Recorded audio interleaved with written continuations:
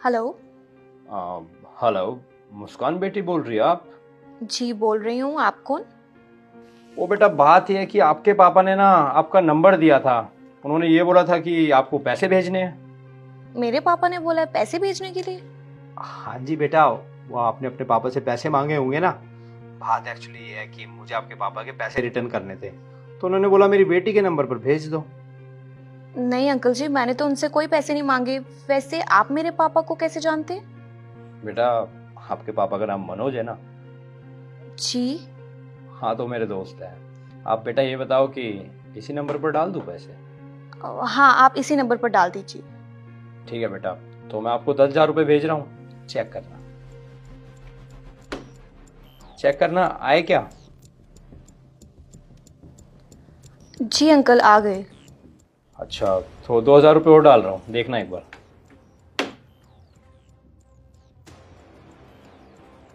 जी uncle, आ गया message. Oh shit बेटा, वो 2,000 की जगह ना 20,000 रुपये भेज दिए मैंने। 1 जीरो एक्स्ट्रा लग गया।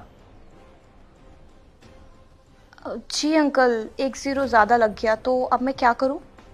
बेटा करना क्या है, वो तो गलती से चले गए ना। अब आप एक काम करो, 18,000 रुपये वापस भेज दो। ठीक है, मैं अभी भेजती हूँ। ठीक है, थैंक यू। क्या कर रही हो?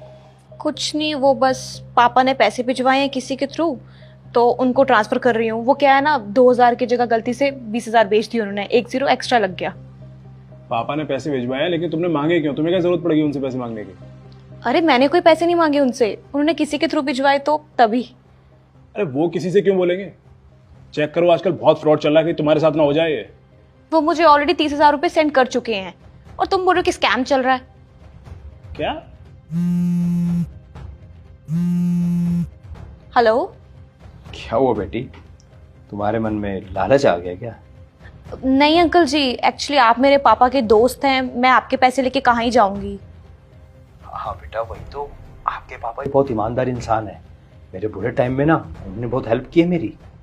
जी अंकल जी, मैं अभी आपको ना पैसे ट्रांसफर करती हूँ, 2 मिनट दीजिए। थैंक यू बेटा। सुन लिया? अरे मैं ये बोल रहा हूँ, एक बार पापा से बात करके पूछ तो लो कि उन्होंने पैसे भेजे भी या नहीं भेजे हैं। अरे इसमें पूछने वाला क्या है, कोई पैसे ऐसे थोड़ा ना ट्रांसफर कर देता है। एक काम करो, बैलेंस चेक करो पहले अपना। इसमें चेक करने वाला क्या है, मैं तुम्हें मैसेज दिखाती हूँ। ये देखो। एक मिनट, तुम्हारे फोन में इतना ही बैलेंस था ना? हाँ, पहले से ही इतना था। और अब भी इतना ही है। और ये देखो, मैसेज पर्सनल नंबर से आया है, किसी ने भेजा है तुम्हें जानबूझकर स्कैम करने के लिए। ये तो मैंने देखा ही नहीं। तुमने देखा नहीं ना? तुम्हारी एक लापरवाही के चक्कर में भी 18,000 रुपये चले जाते। आई एम सॉरी, मैंने ध्यान नहीं दिया, मैं नेक्स्ट टाइम से ध्यान रखूंगी। ये उसी का कॉल है ना? हेलो बेटा, पैसे नहीं डाले आपने? अंकल पैसे तो नहीं डालेंगे, लेकिन आपको जेल में जरूर डालेंगे। कौन? पुलिस।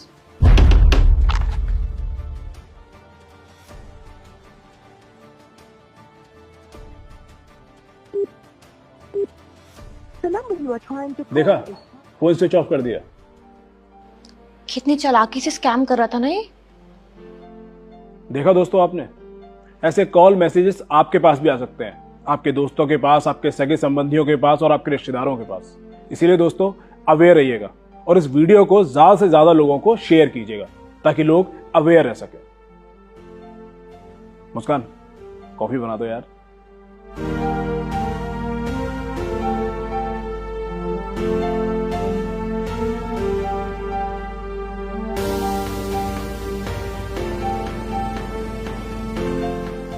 आपको श्री गोपाल नारसन का नमस्कार। डिवाइन मिरर हिंदी चैनल में आपका बहुत बहुत स्वागत है। आइए जान लेते हैं आज की कुछ खास चर्चित खबरें। जैसा कि आप देख रहे थे, आजकल फ़ोन पर किसी रिश्तेदार द्वारा पैसे भिजवाने या फिर OTP प्राप्त कर ऑनलाइन ठगी की घटनाएं लगातार बढ़ रही है। कई बार लालचवश भी हम ठगी का शिकार हो जाते हैं। साइबर क्राइम पुलिस बार बार आगाह करती है कि इस तरह के किसी भी बहकावे में न आए और जरा भी शक हो तो पुलिस को सूचना अवश्य दें, अन्यथा आपकी मेहनत की कमाई का पैसा साइबर ठग चट कर सकते हैं। उत्तर प्रदेश के गोंडा में चंडीगढ़ डिब्रूगढ़ एक्सप्रेस के पटरी से उतरने से पहले लोको पायलट ने धमाके की आवाज़ सुनी थी। इसी कारण हादसे में साजिश की आशंका भी जताई जा रही है। इस रेल हादसे में अभी तक 4 लोगों की मृत्यु हो चुकी है और 6 लोग गंभीर रूप से घायल हुए हैं। रेलवे ने मृतकों को 10-10 लाख रुपए, गंभीर घायलों को 2.5 लाख रुपए व सामान्य घायलों को 50-50 हज़ार रुपये आर्थिक सहायता की घोषणा की है। घटना में ट्रेन की 5 बोगियां पलट गई थी, जिस कारण यात्रियों के ट्रेन के शीशे तोड़कर उनको बाहर निकाला गया।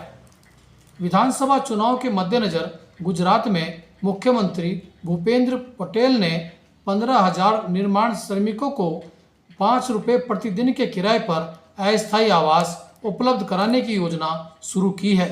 यह योजना गुजरात के 4 बड़े शहरों अहमदाबाद, राजकोट, बड़ोदरा व गांधीनगर में लागू करने के लिए आधारशिला रखी गई है। नीट पेपर लीक मामले में धांधली को लेकर देश के मुख्य न्यायाधीश DY चंद्रचूड़ भी हैरान हैं। उन्होंने सुनवाई के दौरान सवाल उठाया कि 45 मिनट में 180 सवाल कैसे हल किए जा सकते हैं।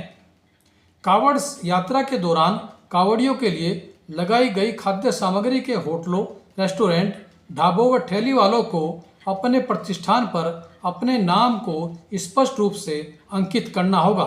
यह आदेश मुजफ्फरनगर, शामली व सहारनपुर पुलिस ने जारी किए हैं। रुड़की में सोलानी नदी का पुल बड़े वाहनों के लिए कई माह पूर्व से बंद है, जिस कारण नदी को पार कर जाने के लिए 94 लाख रुपए की लागत से एक रपटा बनवाया गया था, ताकि बड़े वाहनों का आवागमन रपटे से हो सके। लेकिन यह रपटा पहली बरसात भी नहीं झेल पाया और 94 लाख रुपए पहली बरसात में पानी में बह गए, जिसका खुलासा मेयर ने किया है और आक्रोश जताया है और आशंका व्यक्त की है कि इस रपटे के निर्माण में व्यापक स्तर पर धांधली और भ्रष्टाचार हुआ है। उत्तराखंड के पर्वतीय व मैदानी क्षेत्रों में रह रहकर हो रही बारिश से जहां हाईवे समेत कई मार्ग अवरुद्ध हो गए हैं, कोटद्वार पौड़ी मार्ग तो 11 घंटे तक बंद रहा। इसी तरह से पिथौरागढ़ व टनकपुर हाईवे भी 13 घंटे तक बंद रहा, जिस कारण यात्रियों को भारी परेशानी झेलनी पड़ी। इसी तरह से भूस्खलन की घटनाओं के कारण पहाड़ पर मलबा आ जाने से बड़ी संख्या में सड़कें बंद हैं और जिसका प्रतिकूल प्रभाव चारधाम यात्रा पर भी पड़ रहा है। और अंत में देखिए आज का हमारा ब्रह्मा कुमारीज का प्रेरक वीडियो। परमात्मा पिता के घर में आए हो, किस लिए? विश्व को परिवर्तन करने के लिए निमित्त हो आप, और निमित्त आपको ये शक्ति दी गई है। हमको याद है कुछ समय पहले ये संगठन हमारा होता रहता है, मीडिया का भी, सभी वर्गों का होता है, लेकिन 10-12 साल पहले मीडिया का ही ये सेशन चल रहा था, तो हमको परमपिता परमात्मा ने मीडिया के लिए एक छोटी सी सौगात दी। क्या दिया? शिव बाबा, हम परमात्मा को शिव बाबा कहते हैं, तो जब भी मैं शिव बाबा कहूँ ना तो आप परमात्मा समझना। तो शिव बाबा ने हमको कहा जो मीडिया होती है ना, उनके हाथ में कलम ज़रूर होता है ना, कलम होता ही है। तो शिव बाबा ने कहा एक हाथ में तो इन्हों के कलम है, लेकिन दूसरे हाथ में इन्हों को कहो तो अपने दूसरे हाथ में कमल का पुष्प रखे। एक में कलम और दूसरे में कमल। कमल का पुष्प क्यों कहा?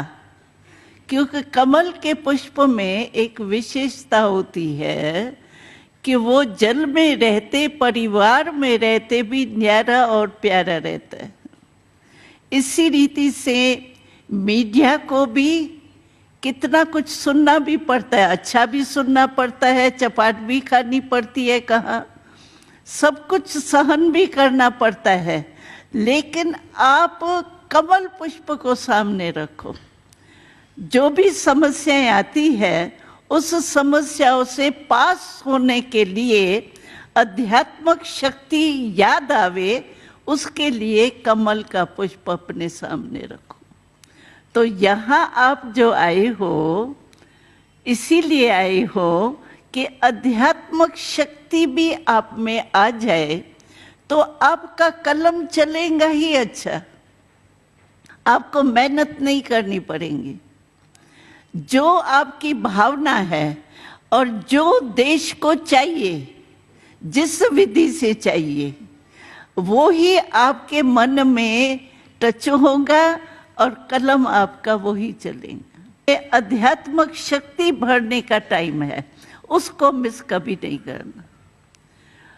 चाहे आप थक जाओ, चाहे कुछ भी हो, लेकिन जिस स्थान पर आए हो उसका प्रसाद तो लेके जाना चाहिए ना। और वो प्रसाद है अध्यात्मक शक्ति का। तो मेडिटेशन का टाइम जो आपका सवेरे का होगा, वो आप कभी भी मिस नहीं करना। कोई बड़ी बात नहीं है, बहुत सहज है। हम लोग 9-10 साल के आए थे तो भी मेडिटेशन सीख गए। आप तो होशियार हो, पत्रकार हो, आपका दिमाग तो और ही होशियार है। तो आप मेडिटेशन जरूर सीख करके जाना। और मेडिटेशन सीखने से क्या होगा कि आप कलम लगाएंगे ना, कलम लिखना शुरू करेंगे ना, आपकी कलम में भी ताकत आ जाएगी। और कलम और कमल दोनों साथ में रखेंगे तो कभी भी पत्रकार की गिलानी नहीं होगी, हमेशा महिमा होगी। हमने जहाँ तक अनुभव किया है ऐसा ही होता है। कैसा भी भाव रख करके आते थे भ्रष्टाचारी का, और हम छोटे थे। आपको पता है बहनों के प्रति 2 भावनाएं होती है, शुद्ध भी होती है, अशुद्ध भी होती है। कैसे भी प्रकार के आए, लेकिन हमारी शुभ भावना से वो बदल ही जाते थे। इसीलिए आपको शुभ भावना और शुभ कामना का प्रसाद इस स्थान से जरूर लेके जाना। भोजन जरूर करना, लेकिन ये प्रसाद नहीं बोलना।